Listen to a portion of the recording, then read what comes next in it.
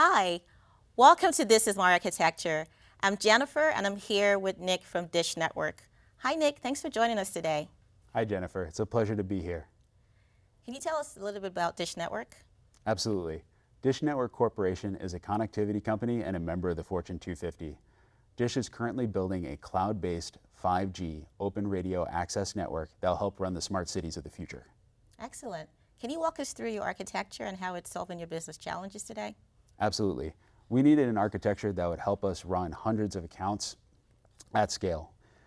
It all starts with our IT service management tool. Here, users can use a workflow to generate fully automated self-service AWS accounts. Once the workflow approval conditions are met, the ITSM tool will kick off our account factory and control tower in our root account. Here, a new AWS account is provisioned from scratch with all of our necessary account baselines in place. Once it's done, the account is ready for any infrastructure that needs to be deployed into that account. Typically, the first thing that needs to be done is networking. So a VPC is provisioned into the vended account from our service catalog.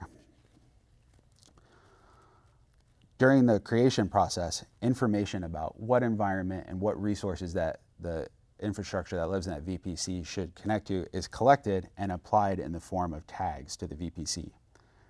When the VPC comes online, our Serverless Transit Network Orchestrator, or STNO, reads these tags and automatically creates a transit gateway attachment from that VPC to the transit gateway in our core network services account, providing network connectivity from that vended account to the other resources in the estate. Great. So it seems to me that Transit Gateway is connecting your VPC to your Central Network Services account, correct? That's correct. And how many of these accounts do you have connecting to the Central Services account?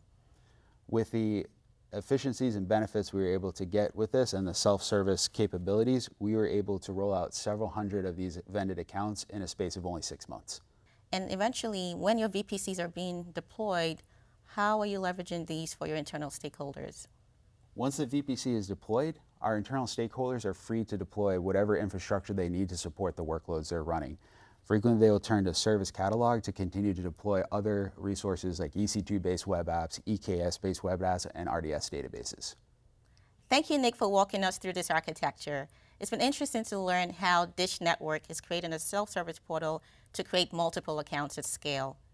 And thank you for watching This Is My Architecture.